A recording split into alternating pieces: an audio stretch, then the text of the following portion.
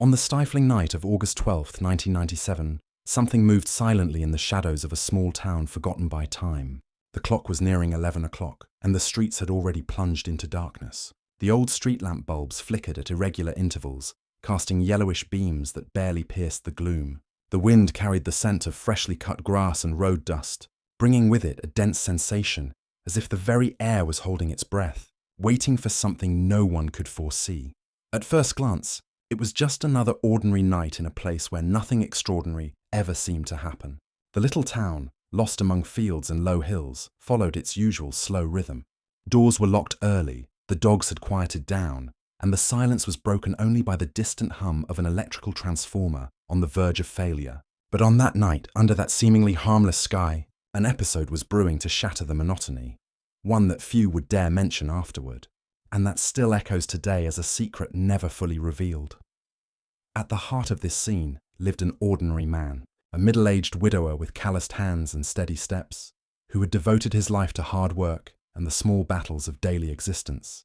Since losing his wife, he carried a discreet shadow in his eyes, but he never allowed the pain to turn him bitter. On the contrary, he stayed upright, sustaining a routine marked by effort, resilience, and a quiet kindness that revealed itself in the details. He helped neighbors when he could, fixed whatever was within reach, and somehow sought to create a dignified life for himself and those who depended on him. That night, for him, began like so many others. The heat was too heavy for sleep, and the generator in the small workshop behind the house had started to falter. Seated at the table, surrounded by worn tools and parts that had seen better days, he focused on tuning an old radio. The metallic click of gears and the occasional clink of a screwdriver formed the soundtrack of his solitary world. Nothing in that scene hinted at the extraordinary approaching, but that's precisely how fate works. When least expected, it opens cracks that connect distant realities. As the man adjusted the radio's wires, a strange sensation began to creep in. First, it was just a deeper silence, as if even the buzzing of insects had ceased. Then, a faint light, almost imperceptible, moved at the edge of the field behind the workshop. It wasn't lightning, nor a car headlight. It was something different, soft, pulsing, almost organic. He frowned but stayed seated, trying to convince himself it was just a reflection of fatigue. Still, his heart raced, as if a hidden part of his mind already knew he was about to witness something beyond comprehension. In that instant, without him realizing it, eyes that didn't belong to this world rested on his actions. They watched with patience, attentive to every detail, as if his ordinary life hid an important answer. Fate, wrapped in silence and mystery, had already decided that that night wouldn't end like the others. What seemed like just another August day was about to transform into a milestone impossible to forget. The man's life could be described in one word: resilience. Not grand resilience, the kind sung in anthems or recorded in history books, but the silent, everyday kind that manifests in waking up every day despite the weight of solitude. Since his wife had passed away prematurely, his existence had molded itself around rigid routines, small jobs, and the constant attempt to give meaning to hours that seemed to drag on. The day began before the sun rose. Strong coffee, brewed in a battered kettle, was accompanied by the sound of roosters announcing another ordinary morning. The house was simple, made of exposed bricks, with old furniture bearing marks of use and memory. On the table still rested the portrait of the woman he'd lost, with that serene smile he could never forget. Often, as he left for work, his eyes lingered a moment longer on that photograph, as if it were a silent ritual of farewell repeated every day. The routine included repairs of all kinds. He fixed locks, tuned small engines, did electrical work, helped neighbors with farm machinery, or even broken furniture.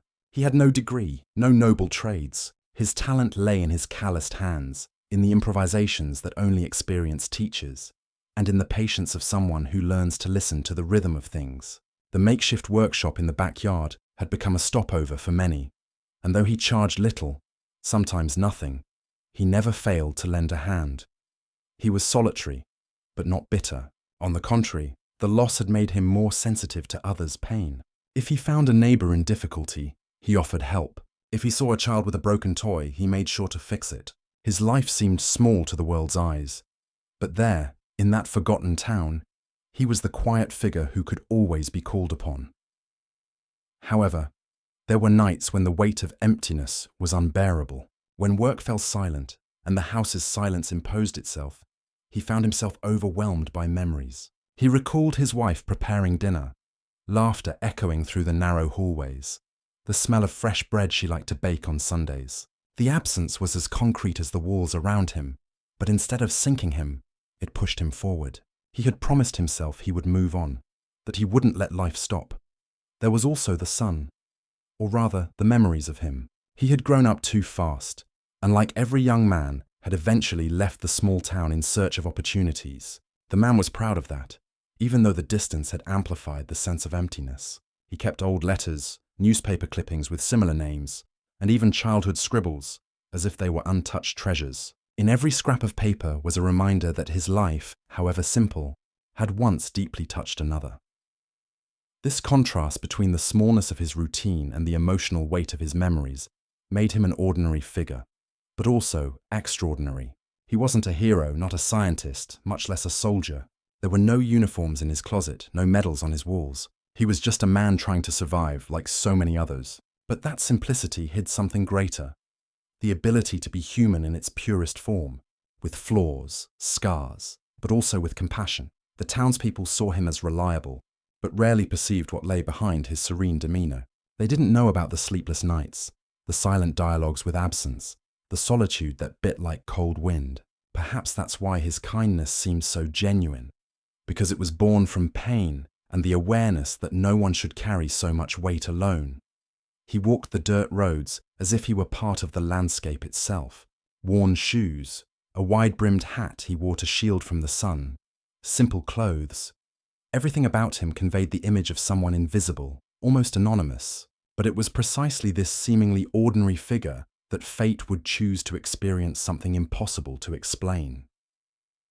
The listener, hearing his story, couldn't help but put themselves in his place. After all, who hasn't known someone like that? Someone who carries their pains in silence, who helps without expecting return, who seems small before the world, but harbors a greatness few recognize. On that stifling August night, as the man continued his seemingly banal routine, there was no sign of what was about to happen. And yet every detail of his life up to that point seemed to prepare the ground for the unexpected, because it's always in the ordinary that the extraordinary chooses to reveal itself. The night of August 12th, 1997 seemed to follow the usual script. The man, seated in his makeshift workshop, was adjusting wires and screws on an old radio that insisted on failing. The generator in the back made strange noises, creaking as if it were about to give up for good. The dim light from the bulb hanging from the ceiling flickered, casting elongated shadows on the walls, creating an atmosphere that was both familiar and unsettling. It was in that instant that he noticed something different. First, a sound. It wasn't the clink of metal or the whisper of wind. It was something more subtle, like a crystalline whisper that seemed to come from all sides. He stopped what he was doing, tilted his head, and tried to listen more closely. The night's silence seemed amplified, and in the midst of that void, the sound persisted. Delicate, almost like a distant song. He rose slowly, wiping his hands on his worn pants, and walked to the workshop door. Outside, the darkness seemed denser than usual. The stars shone with unusual intensity, and a strange sense of anticipation hung in the air. It was then that his eyes caught a small figure at the edge of the field, where the tall grass swayed gently. It was a child, or at least it seemed to be, but as she approached, the man's breath quickened. Her skin didn't reflect the light like human skin. There was a subtle, iridescent glow, as if the surface shifted hues with the slightest movement. Her eyes were too large, deep, with a silent melody in their gaze. And her voice, when it was heard, didn't sound like ordinary words, but like notes that resonated inside the mind, forming comprehensible phrases without ever being spoken aloud. "Please, help." In those few words, there was more than a request. There was desperation. There was pain. The child carried in her arms a strange object, something that seemed at once a box and a machine. It was damaged, with cracks emitting soft sparks, as if it were made of living energy. She held it delicately, almost like embracing a dear friend. The man remained motionless for a moment, torn between fear and curiosity. His heart pounded, and his mind screamed to retreat. but his eyes locked onto the tears streaming down the child's face. They weren't ordinary tears. They were silvery, sparkling, like small rivers of light sliding over her skin. That detail was enough to break any barrier that still existed between the ordinary and the impossible. He didn't see an otherworldly creature. He saw only a lost, frightened child who needed help. He took a deep breath, took a few steps forward, and crouched down to her level. He extended his hand cautiously, without touching, just to show he posed no threat. The child raised her eyes, and even without words, he felt a silent trust there, as if she knew this man would be different. "Is it broken?" he asked, pointing to the object. The girl, if she could be called that, nodded slowly. The liquid glow still slid from her eyes, but there was a glimmer of hope. The man had no idea what was before him. That machine resembled nothing he'd ever seen. No conventional wires, no screws, no gears. It was as if it were an organism made of light and metal. Still, he didn't hesitate. He gestured to the workbench and, with a gentle motion, invited her inside. The workshop, suddenly, ceased to be just a space of rusty tools. It became an unlikely refuge, where two different worlds met in silence. He placed the object on the table and lit another lamp, trying to push back the shadows. The child stayed close, watching with attentive, expectant eyes. As he examined the artifact, the man realized he didn't need to understand its origin to grasp the essential. It wasn't about the object. It was about the pain it represented. He remembered when he'd lost his wife, how he'd clung to her small belongings as if they were extensions of his own life. And in that instant, he recognized the same pain in the little alien. With care, he began to improvise. He grabbed pliers, copper wire, scraps of metal. He touched the artifact as if it were too fragile, aware that every gesture carried more than technique. It carried compassion. His heart calmed as he worked, and gradually, the workshop's atmosphere transformed. There was no more fear, only a strange sensation that that moment, however improbable, was destined to happen, and so, amid the silence broken only by the sound of tools, the extraordinary found shelter in the ordinary. Before we continue, if this story is captivating you, take a moment to subscribe to the channel, leave your like, and comment below what you would do if you had an encounter like this. The object rested on the wooden table, emitting a faint light, like the last breath of something fighting not to fade. The man, with firm but cautious hands, ran his fingers along the metallic edges and realized it wasn't made of any material he knew. It was cold to the touch, yet pulsed faintly, as if it had a hidden heart within its structure. The alien child stayed close, her eyes fixed on him, following every movement with expectation. Her short, almost trembling breath revealed that the object held a meaning greater than anyone could imagine. For her, it wasn't just a broken machine. It was companionship, memory, home. And the man, without needing technical explanations, understood this clearly. He picked up a worn pair of pliers, a piece of copper wire, and some rusty nails from a box. That was all he had, and it was with what little he possessed that he would try to do something. As he adjusted the tools, he murmured to himself, as he always did when working. But this time, he wasn't just talking to himself. He looked at the little visitor and said, "I don't know what you've brought here, but I'll try." She didn't respond in words. She just tilted her head slightly and, for an instant, let out a soft sound, like a distant song. It was as if it were a thank you in a language that didn't translate, but could be felt. As he disassembled external parts of the machine, the man began to chat as he used to do with his son years ago, fixing toys or broken objects. He asked simple things, as if speaking to any child. If she had friends, if she'd been hurt, if that object was important. The alien didn't understand all the words, but seemed to grasp the intent, responding with small gestures, looks, and sounds that resembled melodies more than phrases. This improvised, imperfect exchange began building an invisible bridge. The man, who had lived with solitude for years, started to feel something different. Each glance from the child reminded him of his own loss. He recalled the moment he'd held his wife's frail hands for the last time, the emptiness that followed, the pain of carrying memories without being able to bring them back to life. And now, before a small creature from another world, he recognized the same pain in her eyes. It wasn't necessary to understand what that machine did. What mattered was the connection forming between them. As the man improvised, his son, who had returned home for a few days to visit, entered the workshop. drawn by the unusual light and the silence broken only by metallic sounds. Upon encountering the scene, he stopped in surprise. His eyes met the figure of the alien child, and for an instant, fear paralyzed him. But her expression, one of fragility and innocence, dispelled any reaction of terror. With slow steps, he approached. The little visitor looked at him with curiosity, and it was in that instant that humanity's oldest barrier, the difference between worlds, shattered. Without hesitating, the son extended his hand. The alien touched it delicately, and both smiled, like children who understand each other without words.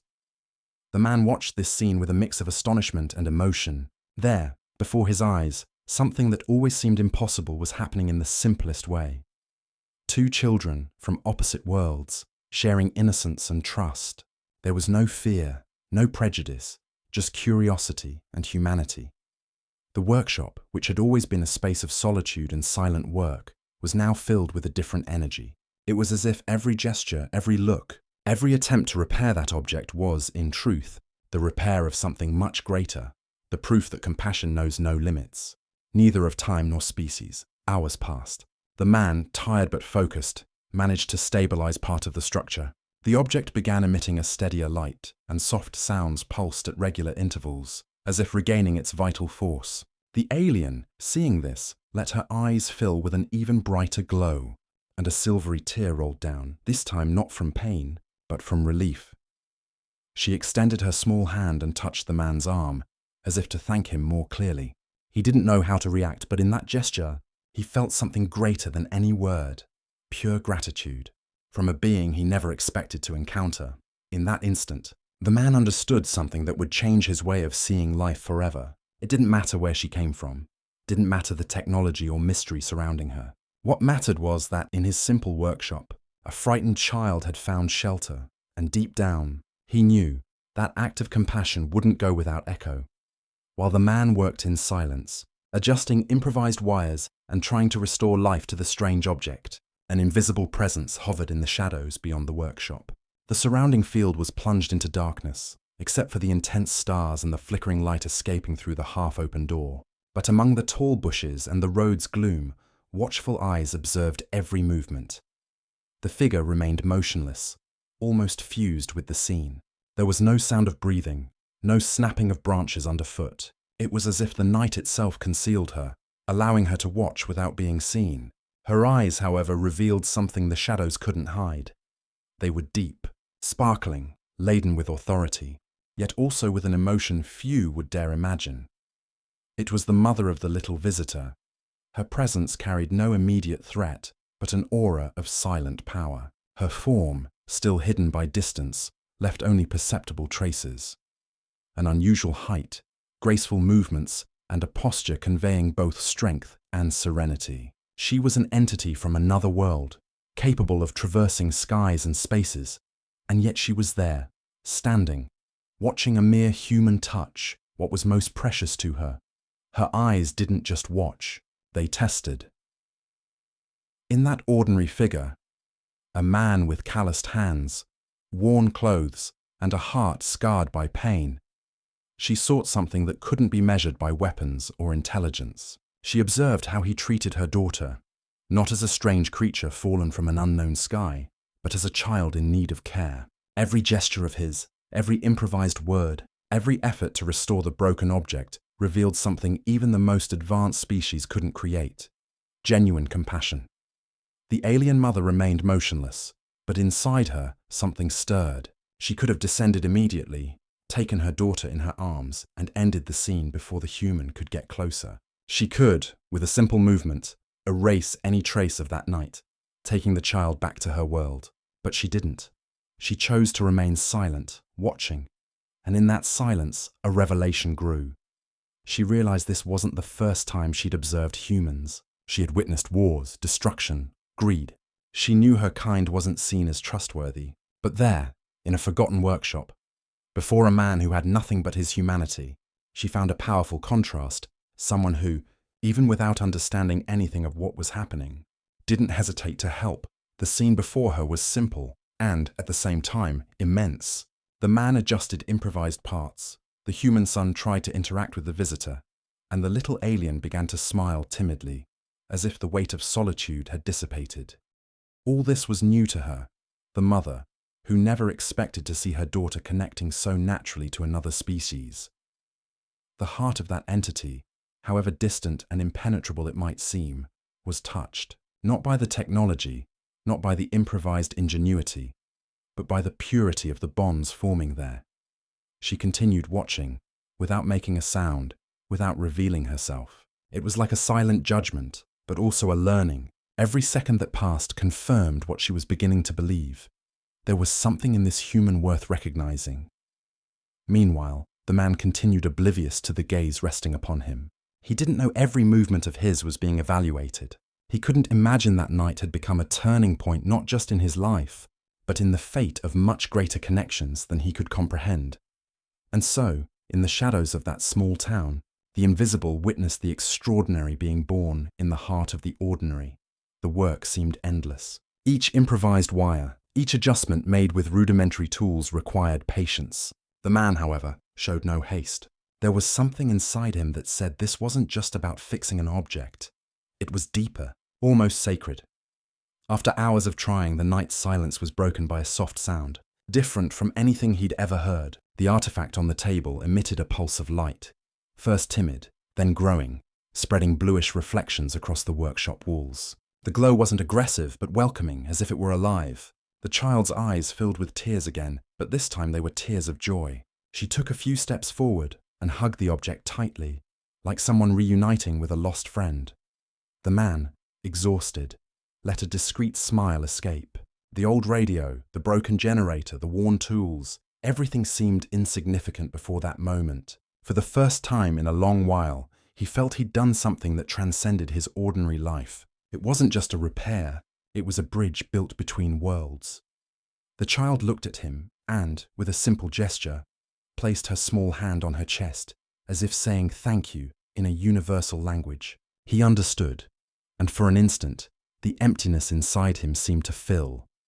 But what happened next wasn't something that could be explained in simple words. In the following days, life seemed to continue as always. The sun rose over the fields, neighbors followed their routines, and the man still tended to small jobs in town. But something was different. Subtle signs began to appear, too much for coincidence. At night, he dreamed of lights in the sky.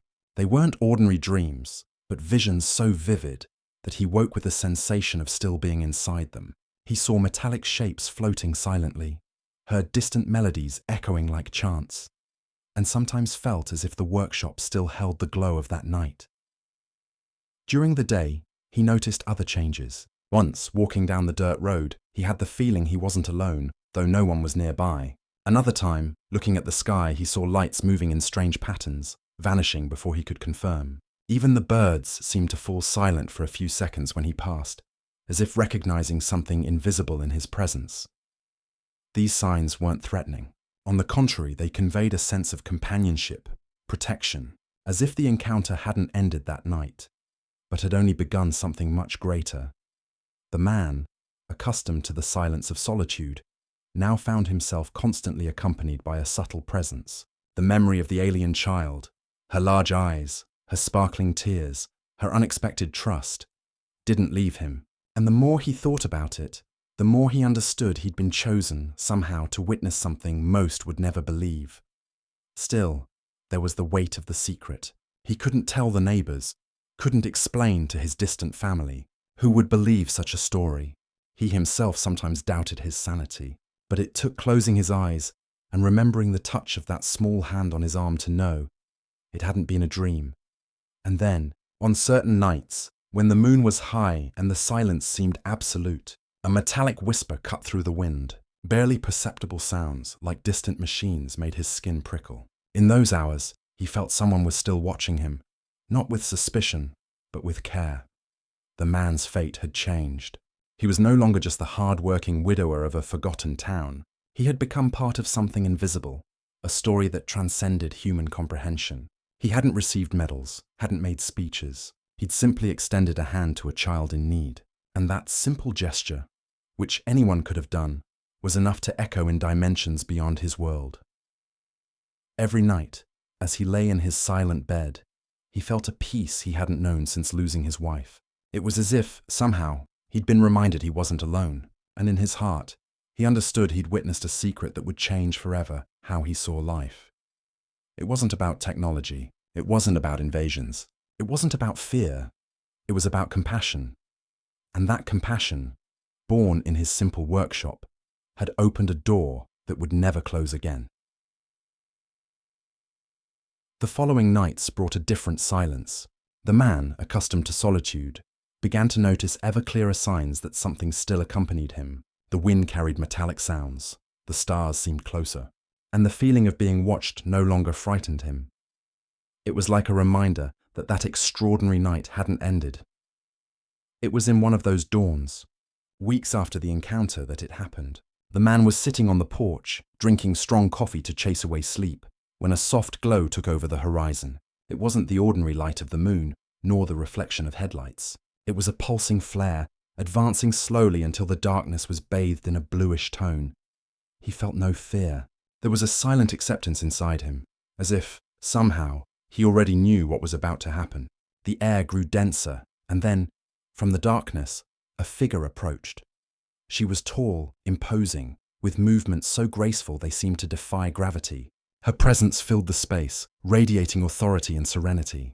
When her sparkling eyes met his, time seemed to stop. No words were needed to recognize. It was the child's mother. She didn't approach aggressively. She walked calmly, like someone who had already decided what to say and was merely awaiting the right moment. The man felt his legs tremble, but he stayed seated without fleeing. Deep down, he understood that presence brought no threat. When the entity finally stopped before him, the night's silence was broken by a voice. It wasn't an ordinary voice. It didn't come just through the air. It was something that reverberated inside the mind, as if each word was shaped from thoughts and emotions at once. "I saw what you did." The man took a deep breath. He didn't know what to say, but realized it wasn't necessary. She continued, "You could have ignored. You could have feared. You could have rejected. But you didn't. You offered something many of us don't understand. Compassion without expectation." He leaned forward, unable to avoid the question burning in his mind. Is she okay? For an instant, the entity's expression softened. There was a reflection of tenderness in her eyes. Unusual for someone of such imposing stature. "She is, and it was because of you." The man lowered his eyes, not knowing how to handle it. He hadn't done anything special beyond being human, and yet it seemed that simple gesture carried a weight greater than he could imagine. The alien mother then took another step closer. Her presence enveloped him, and for a moment, he felt as if he were being observed by centuries of condensed wisdom in a single gaze. There are those who see only weakness in your species. There are those who see destruction, selfishness, war. I myself once believed there was nothing that could unite us. But that night, you proved me wrong. She paused, and her voice resonated even deeper. "Now, you must choose." The man raised his eyes, confused. "Choose what?" "To remain as you always have, carrying your ordinary life, your silence, your pain. Or accept that, from now on, you are no longer just an ordinary man. Your compassion opened a door, and doors once opened cannot be closed without consequences." The words hung heavy in the air. He didn't know what accepting that choice meant. He didn't know if there would be risks, nor if he was prepared. But in his mind, a memory came clearly. The little alien crying silvery tears, then smiling when the object pulsed again. With a firm voice, though choked, he replied, "I didn't do anything special. I just helped a child." The entity tilted her head slightly, as if recognizing the humility in the response. Precisely for that reason, it was special. Silence returned to fill the night, but it was no longer empty. The man understood he wasn't before a mere visitor. He was before a revelation. His life, which he'd always believed small, had touched something far greater than he could imagine. The alien mother asked nothing more than his choice. She offered no rewards, made no threats. She simply gave him the certainty that the simplest gesture could echo in infinite dimensions, and he, in his simplicity, understood. Accepting wasn't a decision made in words. It was a decision made in silence, in the heart. That night, before stars that seemed more alive than ever, the man accepted. Life returned to the rhythm everyone knew in the small town. The man, seen by neighbors as just another solitary worker, resumed his daily tasks: engine repairs, lock fixes, quick chats at the market. To others, nothing had changed, but inside him, everything was different. The days went on, but now something invisible accompanied him. Sometimes it was in dreams. He saw himself walking in fields lit by lights not from the moon, hearing voices like distant chants. Other times it was in the silence of dusk, when he felt a soft presence beside him, as if someone invisible watched and cared for him. And there were also the more subtle signs. Birds interrupting their flight for an instant, wind carrying metallic sounds in the middle of the night, stars seeming to blink differently when he looked up at the sky. He never spoke of it to anyone, not out of fear, but because he understood certain encounters aren't meant to be explained. They're meant to be felt. The workshop, once just a workspace, now held a sacred memory. Every time he entered, he remembered the child with luminous eyes and her silvery tears. And he remembered the mother, whose words had marked his soul forever. Doors once opened cannot be closed without consequences. The man knew he would never be the same. His routine might look the same, but he was no longer just a widower trying to survive. He had become part of something greater. He didn't know for sure if he'd been chosen, tested, or merely observed, but he knew he'd been seen. And in that gaze from the stars, he'd found a meaning the world around him had never given him. Over time, he learned to live with that secret. He sought no proof, desired no recognition. It was enough for him to carry the certainty that, on a stifling August night, the extraordinary had entered his life silently and left eternal marks.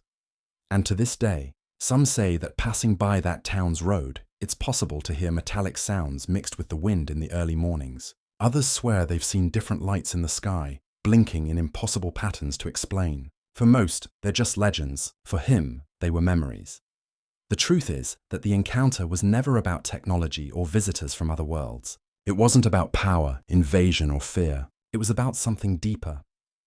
An act of compassion that crossed invisible borders and proved that, in the human heart, there exists a force capable of uniting what seemed impossible. He didn't need to tell anyone.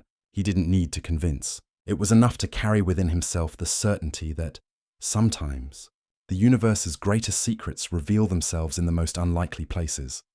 And that night, on August 12, 1997, an ordinary man discovered that small gestures can change destinies, and that eyes from far away can be moved by something as simple as true kindness.